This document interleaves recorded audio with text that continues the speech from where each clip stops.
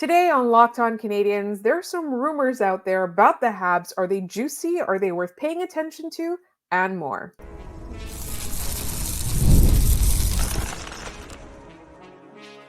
You're Locked On Canadiens, your daily podcast on the Montreal Canadiens, part of the Locked On Podcast Network, your team every day. Hi, everyone, and welcome to episode 1173. Today's episode is brought to you by FanDuel. You can start the season with a big return on FanDuel. New customers can place a $5 bet, and you'll get started with $150 in bonus bets if you win your first $5 bet. Visit FanDuel.com to get started. My name is Laura Saba, also known as the Active Stick, and I'm joined by my wonderful co-host Ian Boisvert, also known as Maybe It's Ian. Ian, how are you doing today? Pretty good. I don't know if you're watching on YouTube. This is a prop bit, so you have to go on the YouTube channel. That's right. This is our Halloween episode. If you were listening to this, obviously, on the day that it came out, it is October 31st, and my co-host has been replaced by Patrick Laine. So right now you have to deliver all your lines very deadpan, no emotion, but say the funniest things in the world. Like that's the challenge for you. What I really should do is his video during the draft lottery where he was literally laying down, just laying in bed, answering questions on Sportsnet. Playing a video game. Yeah. Yeah, I'm pretty sure he was playing a video game. Like that was for him. Sure. He like, was playing Fortnite, and he was upset that he had to be talking to those people 1,000%. And then he got drafted second, and years later he got traded to the Montreal Canadiens. All right. On today's episode, what we are going to be talking about is, I think at the beginning, we kind of have to get some perspective about this team. We are 2 weeks into the season, 2.5, 3 weeks into the season. We are not long into the season, is what I'm saying. 3 weeks, and there have not been that many games. And there is such a wide, extreme amount of either panic or despair about this team that we don't feel is warranted. So we kind of want to break that down. And then in our second segment, Rumor Roundup is back. And, you know, that's a segment that we do occasionally where we talk about rumors, and we have a really fun metric with which to measure them.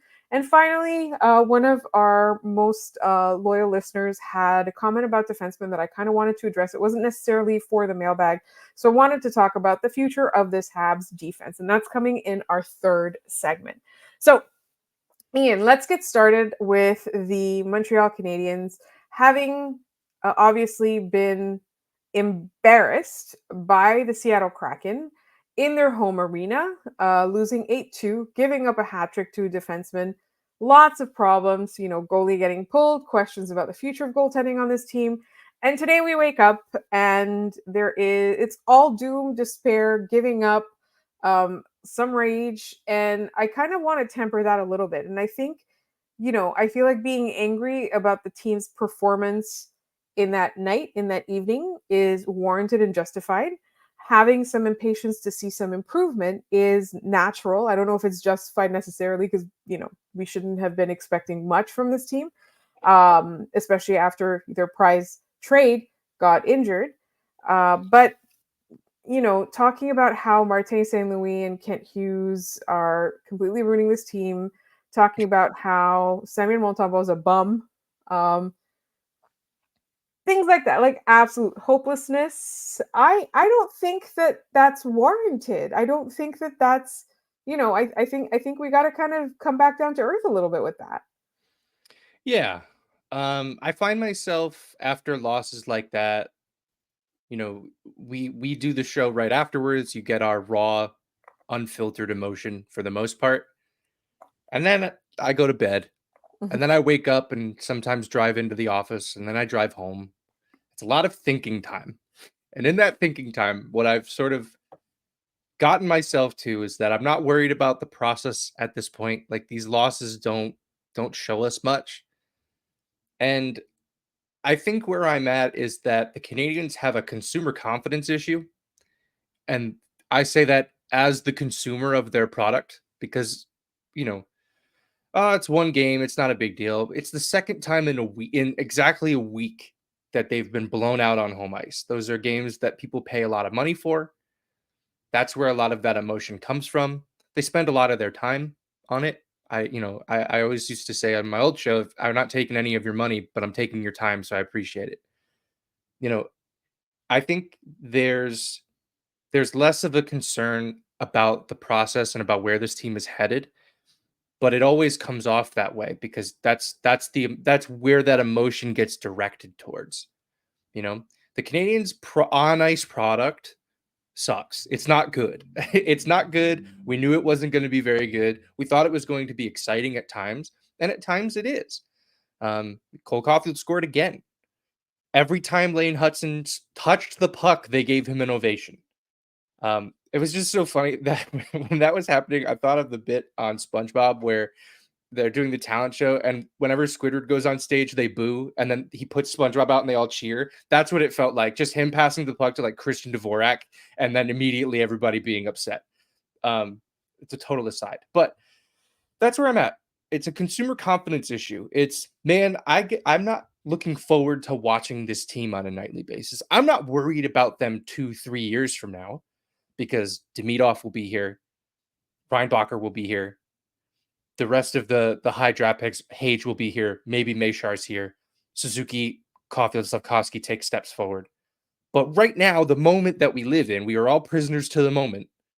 It sucks. It's not fun, and you're completely justified in being upset. Let's maybe chill on taking Giving up. away. Yeah. Yeah.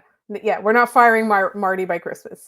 This is the, you know, I do think that, and I think there's a huge difference, like, you know, for those of us in the fan base that are talking about, like, there are some questions here, right? There are questions for Marty, there are questions for Kent Hughes. We should be asking those questions because, again, we are the consumers. Is this team going to get better? But to just be like, Marty's not a good coach, I don't think that that's fair because he has done things with this team that do show improvement, right? And I know that results matter, but we're not at a point right now where the Montreal Canadiens results matter. Like this year, we said the best hope was for them to be in the mix. We're going to get excited if they don't finish last in this division. Yep. I'm also going to get really excited if they don't finish last in this division. But you know, we are 10 games in.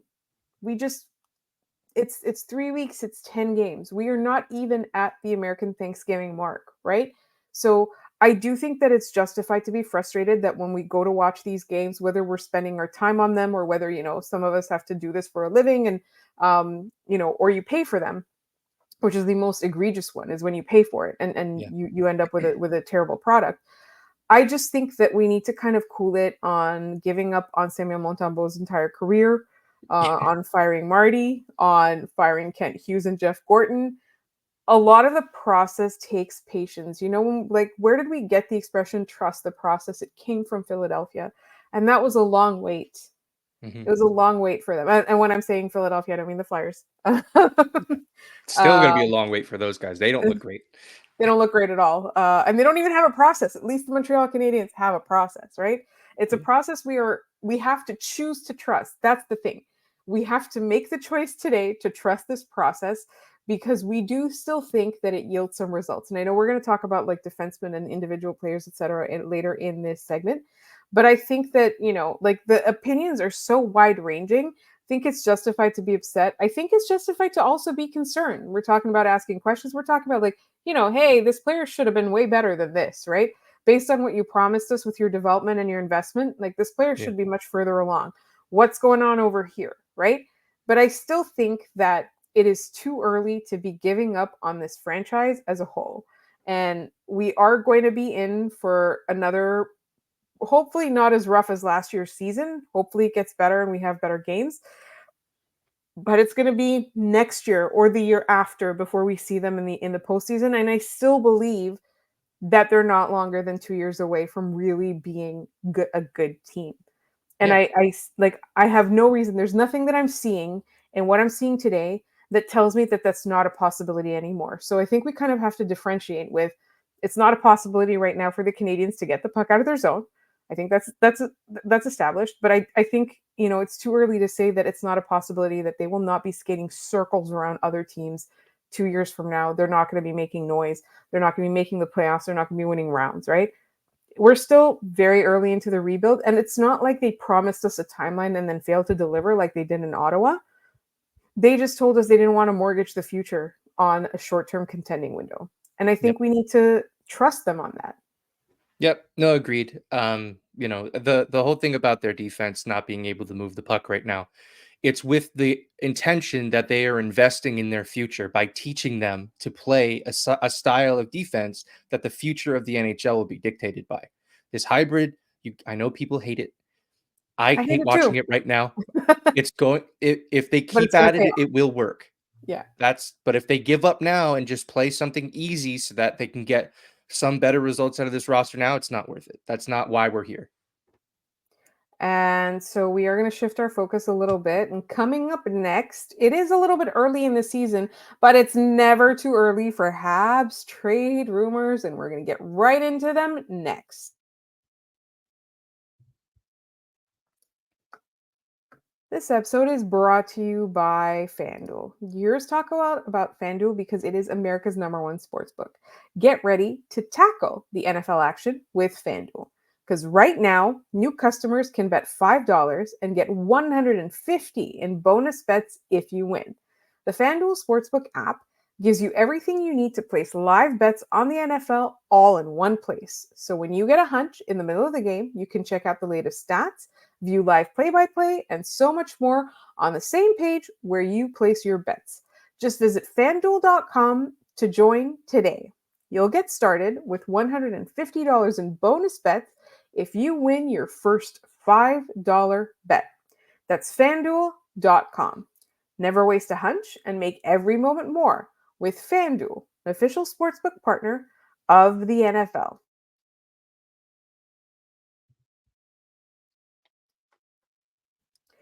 All right, Patrick Laine. We got to get into our rumor roundup. So there was one that was floating around like on Saturday night, and I didn't want to pay attention to it, but now we kind of have to after that loss. And then there was another one that you had found, Ian. So where do we want to start? Yeah, I've got a couple here. So let's start with Pierre LeBrun on TSN's Insider Trading, because this one is the most nothing burger trade rumor I've ever heard. And just as a reminder for folks who maybe missed our last rumor roundup, this is meant to be a funny bit. We're gonna have fun with this. We rate this on a scale of 1 to 5 yeehaws, or maybe even 0 to 5, depending on how you do it. We make the rules so the scale will change on a daily basis. We do that for realism, how realistic we think this trade rumor is, and also excitement. How fun do we think this trade is? So we'll start with Pierre LeBrun on TSN's Insider Trading, and be prepared to be whelmed. Kent Hughes is making calls to see what's out there. He's not interested in moving future assets, likely looking to match salary in for salary out. Does that just sound like Kent Hughes is doing his job? It sounds like nothing. It sounds like the minimum requirement for his job, which is inquire as to what is out there. Just work the phones every week or every day or whatever it is, maybe in that WhatsApp group chat that the general managers have, and just try and figure out what's available. But salary for salary is, I think, the funniest part of that is that the Montreal Canadiens are essentially looking to be static. Yeah, lateral move. That'll get him really excited here.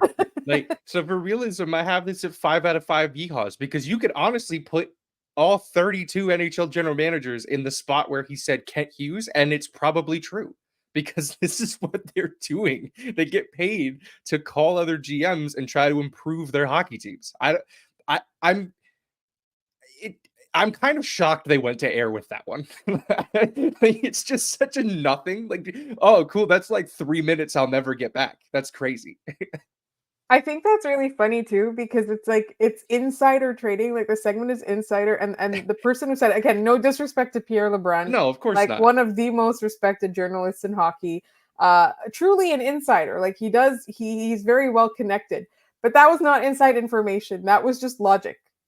Yeah. That was just existence. That is That was just outsider information. that is just how things are. Yeah. So on a scale, like, do we want to even give that any yeehaws? For realism, I gave it a 5. For entertainment, I gave it a -3. I cannot believe they went to air with that segment. It's kind of insane. Yeah, it's really funny. So for realism again, I was gonna say, like, I don't even know if it's like, is there a neutral? Like 5 is good, but like, is there neutral? Like everything about this is just neutral. I don't know that scale is for good or bad. That scale is for could this happen? And yeah, it could Okay. happen. It Yes. could happen that Kent Hughes is calling other people on the phone. That's like 6 out of 5, honestly. Yeah. Yeah. 100%. All right. Sorry, I didn't mean to Yeah. change the metrics all over again. No, we're good. We're gonna change it on a minute to minute basis. It's really just vibes. It's how we're feeling. So there's 2 from Elliot Friedman on Saturday headlines during Hockey Night Canada. I broke them down into 2 separate ones. They are looking for a forward with, quote, an edge and will not mortgage the future to do it. What is an edge, Laura? What does that mean? I honestly don't know. Like, I do think that there's a lot of chatter around this team being pushed around, which I don't necessarily disagree with. I think it's just that the way they get pushed around is not the way that people think, right? Like, there's an outsized importance placed on singular incidents where there's cheap shots or something, or, like the whole thing with the third man in, etc. There's an outsized importance placed on that. I think this defense is very easily pushed around overall. And I don't necessarily think that a forward with edge is going to cut it, but I think when they talk about forward with edge, they mean a face puncher. They kind of have a Yeah. couple of those. I don't know that they need that. Yeah, when this came out, a lot of people were saying, well, like a Michael Pezzetta type player. And you know what's crazy? Michael Michael Pezzetta Pezzetta is a wears a Montreal Montreal Canadian. Canadiens jersey. Like that's why are you shop? We have food at home. Food at home is the same thing. Like that's the bit. I was so shocked when people were saying that because it was like It's really funny. I mean, come on. we have that. He only plays when half the roster's injured. He's the perfect 13th forward in that you don't want a young kid who could be playing in Laval just sitting in the press box at the Bell Center. It's not good for them. So yeah, realism on this one. I guess Eh, it's 4 out of 5. Like it's realistic. Every team probably wants that, but it's realistic because of how vague it is. It's yeah. like the Canadians are looking for a forward with a heartbeat. It's like, whoa, that's incredible. That's Oh really no. revolutionary. Can't believe that. Entertainment, I said it's 1 out of 5. Yeah. Yeehaws. It's something that's as close to nothing as you could possibly get. Yeah, and this is the thing. It's like both of these guys like are tuned in hockey journalists, right? Like they're not pulling this out of their butt. No. It's just so vague and like nothing. Like it's so Yeah. non it's not a thing. Yeah, I think they're both very careful about what they say, and that's why like they probably have more information than what they're telling us, but they don't want to radio themselves Jeopardize. Yeah. or get it wrong. They want to make sure that they've got it 100%. Yeah. Friedman again, this is our last rumor roundup. The Canadiens are looking for a right shot defenseman on an expiring contract. That is again pretty realistic because every team is looking for a right-handed defenseman of some kind. That's again just as close to nothing as you can get. But I started to do some digging on Cat Friendly. Wow, Cat Friendly. There, I'll put $1 in the jar. On Money Puck Puckpedia. Yeah, Puckpedia. Puckpedia. That's my site of choice now. And the names of right-hand shot defensemen on expiring deals who could be moved suck. Like there's nothing there that makes me excited. You can go do it for yourself. There's not one name in the bunch that could reasonably be traded. So again, realism, really realistic. Teams want right-hand shot defensemen. They don't want to, pay one long term if they don't have to. That's hence the expiring contract. It is again incredibly boring. You're just naming positions. We're going to hear tomorrow that they want to go get a goalie with size because everybody wants that. It's really funny too because I'm listening to this and I'm like, there are no yeehaws. We have not had entertainment yeehaws in any of these rumors. Like, where is the Canadians are in on this impossible guy that nobody's going to get? Where is back Leon Draisaitl that we were talking about all of last year? Where is that? Where's any of that? Like, I'm missing that. Trevor Zegras, that was the story for the longest time. The Canadians are interested in Beckett Seneca. Where's that? I want that. Oh yeah, those were the days. Yeah, now we're cooking with gas. Yeah. I don't know why. I don't know why they go to air with this stuff. There's got to be more interesting things that they can talk about in these segments because what Kent Hughes had for breakfast is not important to me. Absolutely not. Unless it's, you know, a new penalty kill coach or whatever. Not Yeah. even. We're not even that mad at that anymore. We're just mad at the defense right now. Yeah. And speaking of defense, in our next segment, we kind of want to talk about, obviously, Logan Mailloux got sent back to Laval. There's some mixed reviews on his play. You know, what's going on with the future of this defense. And that is all coming up in just one moment here on Locked On Canadiens.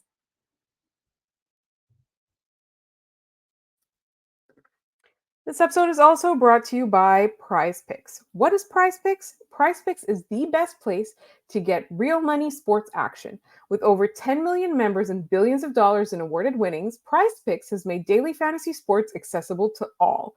You just pick more or less on at least 2 players for a shot to win up to 100 times your cash. Run your game all season long on PrizePicks. You can win up to 100 times your money on PrizePicks with as little as 4 correct picks. PrizePicks puts their members first, so all withdrawals are fast, safe, and secure. When my picks hit, I can get my money in as quick as 15 minutes. PrizePicks also offers weekly promotions that can lead to big payouts like Taco Tuesday. Each Tuesday, PrizePicks discounts select player projections up to 25% to provide even more value for your lineups. Download the app today and use code LOCKEDONNHL to get $50 instantly after you play your first $5 lineup. I'll say that again in case you missed it. Download the app today and use code LOCKEDONNHL to get $50 instantly after you play your first $5 lineup. PrizePicks, run your game. All right, so we want to talk about the defenseman. Obviously, we talked about hybrid defense and all of that. Like, we keep talking about the age of these players, but I also think like there's a little bit of exaggeration. Like, people are disappointed in Lane Hutson. Like, I mean, everybody, let's like, this guy is so talented. He's so fun to watch. Why can't we just enjoy that? Why does he need 10 points in the last 10 games? I don't understand that. I really don't, because the things he does with the puck, if he had better line mates, I'm sorry, if he had better teammates, like this would be a very different story. And if he had better situations to play in. So that's like my first issue right now with the defense is that we are either overly hyped or like just too hard on Lane Hutson. I think we need to be excited. Yeah. I think the appropriate emotion about Lane Hutson is excitement. Yeah, and I think it's Sean Hassam on Twitter who has a thread of goals that Lane Hutson has put on his teammate's stick that they have not put in. It's not great. It's pretty annoying watching points just trickle away for Lane Hutson because he has subpar teammates. He has guys who just aren't putting the puck in the net. I can't. There's a lot of different ways you can read the first 10 games of the Canadian season. Disappointment in Lane Hutson is that does not compute. That's wild. He's 20 years old.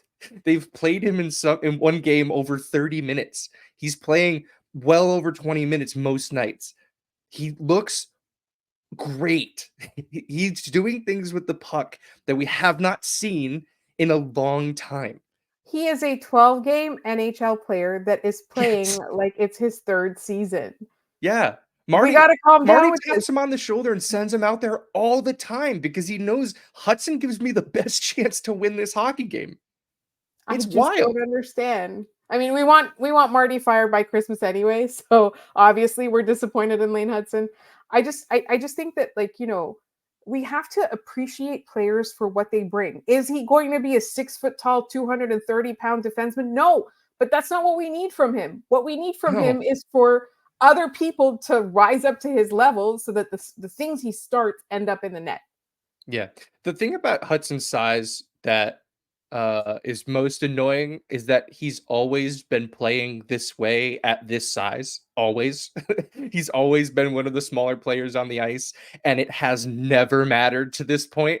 And the idea that, you know, yes, there are some players who have a hard time adapting to that. Victor Mete comes to mind as a guy who wasn't of Lane Hudson's caliber, but played a similar type of, you know, puck rushing game. He couldn't hack it. He just couldn't. Hudson, you watch him in the defensive zone. Yes, he makes mistakes. Every defenseman on that team is making mistakes right now. I don't know if you guys have noticed, but you know, he does a lot more good than bad. He is taking pucks away from guys below the goal line. He's doing a great job. And like Marty has said about this system the entire time, the point of defending is to stop defending as quickly as possible. And so many players on this team struggle to move the puck out of the defensive zone once they have it. We have seen so many instances where, defensemen and forwards alike, they finally pick off a puck. They finally get a position where they can move the puck out of their zone, and they make a pass they shouldn't. They try to skate it themselves and it gets poked away. And then you're still defending. You're still taking time in the defensive zone to try to shut down your opponent. So Lane Hudson and Mike Matheson, for that matter, and Justin Barron when he's on his game, those are guys who will carry the puck out of the defensive zone, which is where the NHL is headed. You need to move out of your own zone in order to, think of how many more goals Cole Caulfield might have if he didn't spend 80% of his time in the defensive zone because they can't get the puck out. Like that solves a lot of problems for the Canadiens. And like we said in the first segment, it's okay that it's not solved right now because they're learning a new system. This is an investment in their future. We'll see bits and pieces of it, and they'll get better. Logan Mailloux was sent down today because he looked like he was just getting caved in every time he was on the ice. Which the numbers support what you said, but it's also a lot of he was trying too hard. Yes. And why was he trying too hard? Because his defense is not good. Right. He was a guy that, would try to make plays to clear the puck out of his zone, and they would just end up right back on his stick, and he would have to do it again and again and again. So, and it's, to say that Logan Mailloux is not an NHL player right now is not to say he will never be one. But right now, his defensive side of the game, he needs to improve in order to play at the NHL level. So that remains to be seen how he goes back to Laval and plays. We'll see. I'm sure he goes back down there and tears it up. The offensive numbers don't really do much for me for Mailloux. We need to see him play a more structured defensive game. They play the same defensive system in Laval. They play the hybrid defensive zone structure because they're doing what the Pittsburgh Penguins did for years when they had just random guys, the Mark Donks and Buzz Flibbits, come up and they can play perfectly because they've been playing the same system down in the minors. Which is really it's really interesting. It's always there's I used to call it the this year's Pittsburgh Penguins, who the F is that guy? Yeah. Because it was always a guy that nobody'd ever heard of, right? And then he comes in and they make the Stanley Cup Finals or whatever. But yeah, so with Logan Mailloux, I think we have to kind of remember that the biggest knock on his game has been his decision making. Yep. And it's natural for him to make the wrong decisions when he is putting too much pressure on himself. I'm not trying to excuse his performance. I'm just trying to contextualize it, because here on this show, every time we criticize Logan Mailloux, we get, you hate him or you're always going to be biased against him or anything like that. So I think we're being incredibly fair to him in saying that he needs to stick around in Laval for a while. He did not hack it at the NHL level, but that his future is still, it's still open. The potential is still there. And I think, if he's playing in the same system against weaker opponents, he's going to struggle a lot less in Laval. He tore it up in the first few games that he was there. He's going to do that again. I have no, worries about him. But I think in terms of the overall future of this defense, you kind of have to remember too, that there's some guys here that aren't going to be here next year, the year after, 2 years from now. Right. And there are some players knocking on that door or players that are currently on this team that are going to take that step and become NHL caliber that they might not be right now. You can't forget that either. Mm-hmm. Yeah, no, absolutely. It's not an exile in Laval. He'll be back. It does him more good to be learning at that speed than at the NHL speed, because he can't. We saw it. He can't handle it right now. Yeah. That's not to say he'll never be able to, but right now he's struggling. Yeah, and he needs to play those minutes in Laval. Yeah, for sure. Playing 11 minutes in a game where you're getting blown out 8-2 does nothing. You learn nothing from that. As an observer of him, he learns nothing from that as a guy playing the game. So, all right, you ready for trivia? We have defensemen. Speaking of defensemen, question yesterday was Brandon Montour scored a hat trick against the Canadiens in Seattle's 8-2 win over them on Tuesday night. Who was the last defenseman to score a hat trick against the Habs? Do you have the answer, Laura? I do. It is Montreal Canadiens legend, Thomas Caberlet. Yes, and I'll give a sick tap to Francois Dion Music on Twitter, or on YouTube rather. They also had the answer. Yeah, it's Francis Caberlet. That's his brother. Thomas Caberlet. Yeah, that was weird because he wasn't great. I mean, he was the Leafs' best defenseman, but that's a horse among dogs. It's not exactly great. All right, today's question, in honor of the birthday boy Thomas Plekanec, whose birthday is on October 31st. Thomas Plekanec scored 233 goals in the regular season throughout his career, none of which with the Leafs. He had 2 playoff game goals, but no regular season goals in Toronto. He scored his 233rd goal back where he belonged in a Canadiens uniform on October 15th, 2018. Who assisted on that goal? Oh, that's a good one. There's 2 guys. They're deep cuts. So good luck. If you got it, put it in the comments on YouTube. Give it to us on Instagram. We'll be sure to shout you out if you get it. This one was a really tough trivia question, and I'm very, very excited for the next one. Oh, also, we forgot to mention the Thomas Caberlet hat trick against the Montreal Canadiens was the exact same season that we were talking about yesterday. The 06-07 Habs are legendary. I will talk about them until my final breath. Forever. What a team. Yes, we need like a movie about that season, a behind the scenes of that season or something. All right. Thank you so much for listening, everybody. And as you know, you can subscribe to this podcast wherever you get your podcasts, as well as on YouTube. Please do so. Please tell your friends. Make your second listen Locked On NHL Prospects. We have those guys on, and they have so much insight. They're fantastic. So please, please, please do that. You can find us all over social media. We are at LO_Canadiens on Twitter. We are at Locked On Canadiens on Instagram. You can email us at lockedoncanadiens@gmail.com. Tomorrow is our mailbag episode, even though there is a game recap. So please send us your mailbag questions through any of those channels. Individually on social media, you will find my co-host at Maybe It's Ian, and you will find me at The Active Stick. Thank you so much for listening. Happy Halloween, and we will see you tomorrow.